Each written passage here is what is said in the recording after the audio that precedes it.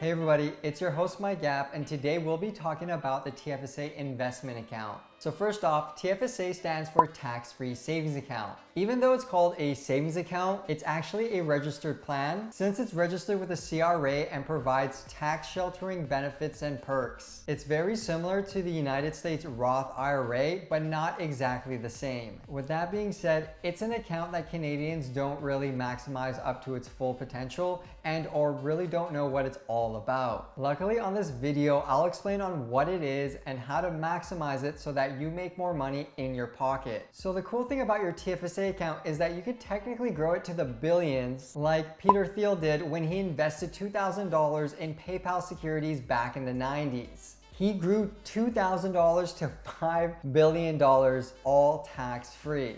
And like I mentioned, the Roth IRA and the TFSA are very similar, so you could do exactly what Peter Thiel did in your TFSA account. Obviously, the chances of this happening to you are rare and it's quite risky. I'll explain further on in this video on why it's risky. And if you do want to, I'll show you the best method on how to do it. That way you can maximize gains and minimize losses. So stay tuned. Anyways, the TFSA is a relatively new account that was implemented in 2009 so that Canadians can be incentivized to invest their hard-earned money without being taxed on their gains. The securities that you can invest in your TFSA account are stocks, bonds, GICs, mutual funds, ETFs, REITs, and cash. This means whatever capital gains you earned, dividends you received, drips you obtained, and whatnot from investments through your TFSA account are not taxed. So if you end up making another $90,000 on your investment and cash out, then none of it is taxed, nor does it need to be declared on your personal taxes. But the government also has its own interests. By placing money into your TFSA account, you are also allowing a Canadian entity to hold your money. And in turn, that money helps with Canada's economy and the bank's profit. Also, you're most likely going to be investing into Canadian securities, thus even more money is being placed back into Canada's economy. So you can say it's a win-win for everybody.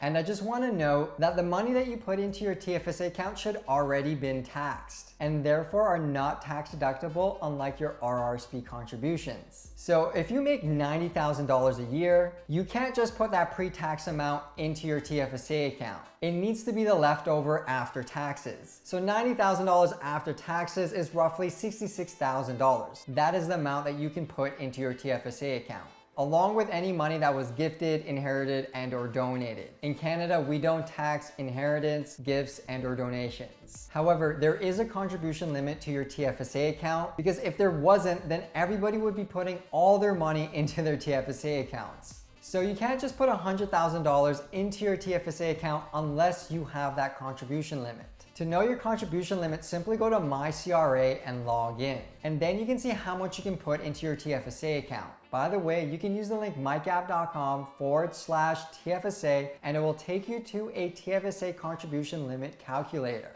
Basically, the moment you turn 18 or 19 is when you can start contributing into your TFSA account. So the TFSA limit depends on your age and not your income, unlike your RRSP account, which does. And those who are in BC, New Brunswick, Nova Scotia, and Newfoundland, even though you can't open an account when you're 18, it does accumulate the moment you turn 18. So let's just say the TFSA yearly contribution limit when you turned 18 was $6,000. But you can't open up an account due to legal reasons. And so then you have to wait one more year, and the TFSA yearly contribution for next year was, let's say, also $6,000. Then by the time you're 19, you can invest up to $12,000. Therefore, you don't lose any contribution limit when you're from those provinces. You just have to wait longer. So since the TFSA started in 2009, the initial contribution limit was $5,000. Eventually, after that, you'll get access to more room,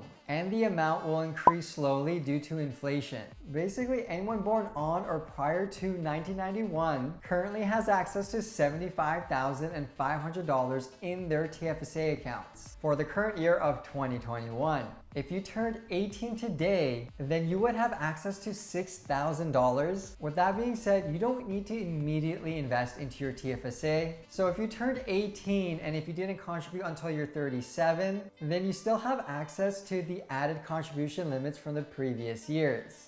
By the way, if you're an immigrant with a legal SIN number, whether temporary or not, you can get access to a TFSA account. You don't need to be a Canadian citizen or a permanent resident. So the moment you have your Canadian SIN number and are 18 or older, then you can start investing into your TFSA account. Obviously, if you're only staying for 3 to 6 months, it might be a hassle dealing with the opening and closing of your account. However, many people who do stay temporarily may end up getting more work, married, or continuing education. So there's that. Maybe those 3 months end up being your whole life. So it doesn't hurt to open an account. Please note, MyCRA only calculates deposits and withdrawals once a year. And so if you're constantly depositing and withdrawing from your TFSA account, then checking your TFSA contribution on MyCRA will most likely be incorrect. So please make sure to keep track of your deposits and withdrawals. You can use Excel or Google Sheets to keep track of it. If not, and if you over-contribute into your TFSA account, you are subjected to a 1%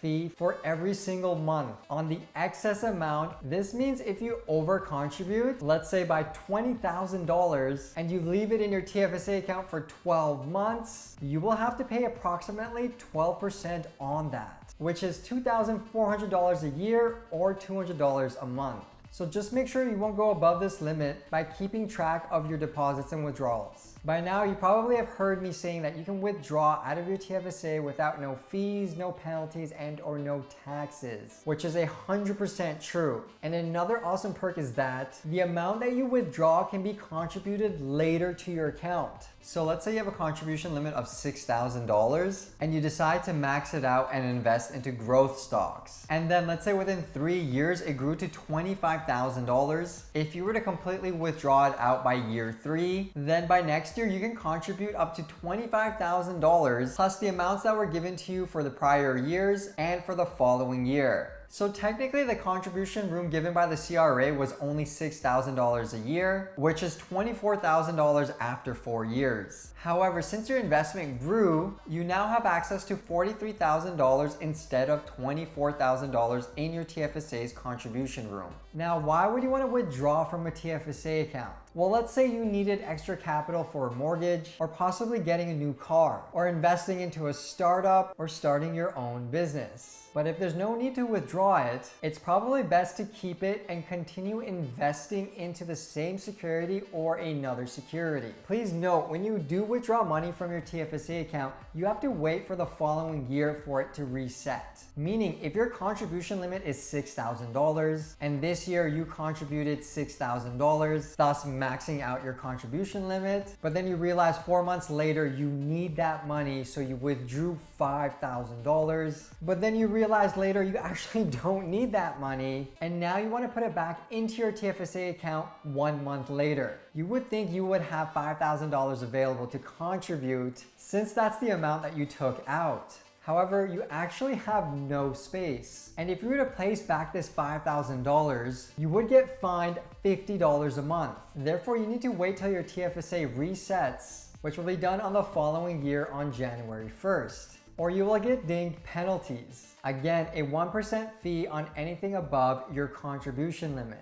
So you can't double dip with your deposits and withdrawals. Basically, you need to think it through before doing the TFSA withdrawal and or deposit. Don't just blindly transfer it. Anyways, the reason why I mentioned what Peter Thiel did is risky when he grew his investment from $2,000 to $5 billion tax-free is because not only can you grow your TFSA contribution limit, you can also lose it. I mean completely lose your contribution limit. With that being said, Peter Thiel did only invest a small portion. It was only $2,000, which isn't that much, especially since your contribution limit grows every year. I'll further explain the risk assessment later on in this video. So anyways, if you have a contribution limit of $40,000 and you decide to go all in on a single security and your investment ends up being worth $500 and you sell, then you lost that contribution limit of $39,500 and now currently have a contribution limit of only $500. And let's say next year's TFSA contribution limit is $6,000. Then your contribution limit will now be $6,000 plus $500. So $6,500 will be your contribution limit and not $46,000. Basically, using your TFSA to invest into securities that are unstable is risky because you may lose your contribution limit. However, I personally think if you risk a portion of your TFSA account in a security that you did a lot of research for and willing to hold, then honestly, I don't think that's risky at all. But remember, you got to do your due diligence, and this just takes time, so you can't rush any investments. And just to reiterate, Peter Thiel only invested $2,000. So 10 years into your TFSA, you will have a contribution limit of roughly $60,000, if not more. That means in the worst case scenario, you will only lose 3.33% of your TFSA's contribution limit. It's not the end of the world. And at the same time, you can offset that contribution limit due to a major appreciation in the other securities you invested in. So one stock went down, but the rest of the stocks are going up, thus offsetting your contribution limit and possibly increasing it too. So it's not a total loss, but I still wouldn't go all in my TFSA contribution limit. And I wouldn't even touch these unstable securities until you're more experienced. And this just takes time. So never risk the whole pie, only a portion, and only do it when you're more experienced. Like investing $2,000 into a penny stock that you did heavy amounts of research on, and you know in the next 30 years it's going to be big, then okay. But then why go all greedy and invest all 100% of your TFSA contribution limit when there is, let's say, a 30% chance that the company may go bankrupt and your stocks ends up becoming worthless, especially at a point when the money gained doesn't outweigh the money potentially lost. Let's say it does go green and it goes big and you made $3 million, but you could have made $10 million if you went all in.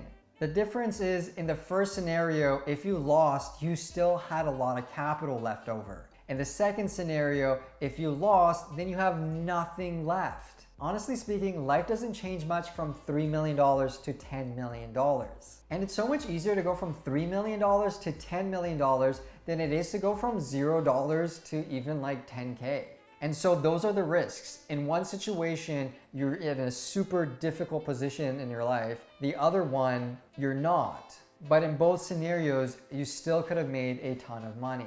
So never go all in, that's my philosophy. Anyways, if you're new to stocks, I wouldn't start investing in high-risk companies. Basically, stay away from super long-term companies, overvalued no-profit companies, and companies that appeared out of nowhere. Like, you can still read about them, research them, and look into it. Just don't buy it. You can do a paper trail, but again, don't buy it. The reason why I state this is because you need to do the research before clicking the button to invest. And blindly investing is equivalent to gambling. And so these unstable companies need a lot of research before you invest. Whereas ETFs and evergreen companies, not so much. Since everything is laid out and the companies are doing well. And I'm telling you, you won't learn the stock market within 30 days. And that's honestly fine, but you will thank me if you start now. Because I know 3 years down the line, you're going to be a pro and know way more than you did before. The stock market just takes time and experience. You can't just cram that down within 30 days. This means if you're a beginner, newbie, or even intermediate, you should always start with ETFs, GICs, REITs, bonds, and mutual funds. And then once you have experience, you can dabble into individual securities, especially evergreen and established companies. Examples of such companies can be Walmart,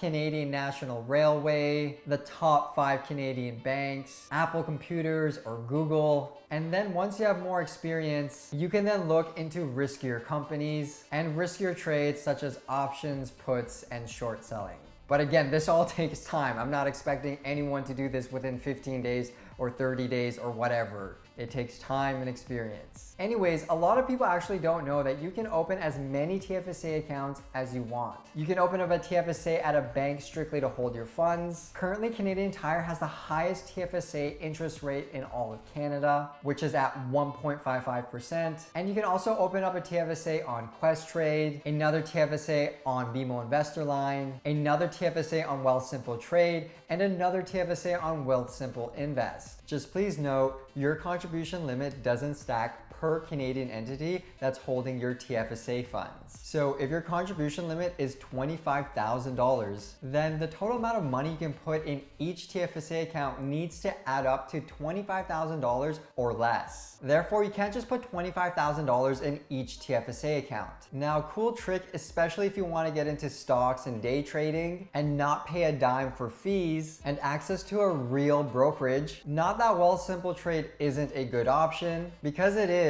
and you should open an account even if you trade elsewhere. Go to mygap.com/wealth to either get free cash or free stock when you open up your Wealthsimple Trade account. With that being said, the reason why Wealthsimple Trade isn't a real brokerage is because it's missing a lot of the pro features that real brokerages have. In the beginning and for long-term trading, Wealthsimple Trade is amazing. But if you want access to more tools and get exposure to real trading tools, then it's time to open up a real brokerage. So I use both. Also, I did a whole video review and walkthrough on Wealthsimple Trade. Just click on the link above or in the video description below and it'll take you there. So the reason why you want to get access to a real brokerage is because you get access to real-time charts and pricing, research tools, analyst information, target pricing, latest PR, latest news, latest economic outlook and calendars, education and tutorials, technical insights, and more. And you can get access to all of this for free because many stock brokerages allow you to open up an account for free, and all you need to do is open up a TFSA account, saving around $100 a year for each brokerage. And if the account is idle, there's also no fees. And you get access to all the tools I mentioned. There are probably other brokerages that allow you to open up a free account when you open up a TFSA account. Feel free to do some research on it, and then you can let me know too. With that being said, if you have a Wealthsimple Trade account and you want to do more market research, then why not open up an account at Questrade, BMO's Investor Line, or CIBC's Investor Edge? Because it's free when you open up a TFSA account. But remember, there's still fees for buying and selling securities on those platforms. However, access to its tools and market research are free. And each brokerage has access to its own tools, market research, and etc. to help aid you with your investments. So the information and tools in a way stack. Plus, if one of these brokerages go down due to traffic spikes or maintenance issues, at least you have backup options to work with. Obviously, this won't work when you're trying to sell securities or to short a stock, but when buying securities, at least you got backup platforms to work with, which is always great for long-term investing. And another trick is that you can give money to your spouse. That way you can help them max out their contribution limit faster. Please understand, when you're doing this, you're technically gifting this money, and therefore it's no longer your money, but your spouse's, and they have 100% say over that money. Also, they need to make the investment themselves. You can't just contribute directly into their TFSA account. And you can't expect repayment, because at that point, you're operating an illegal tax invasion investment scheme, and you can't make them sign a document saying that they must give the money back to you. That's illegal, if not more illegal than what I said previously. So like getting 50 people to invest your $500,000 and then making them sign a legal document stating that it must give you 80% of the returns, and you pay them, let's say, 20%.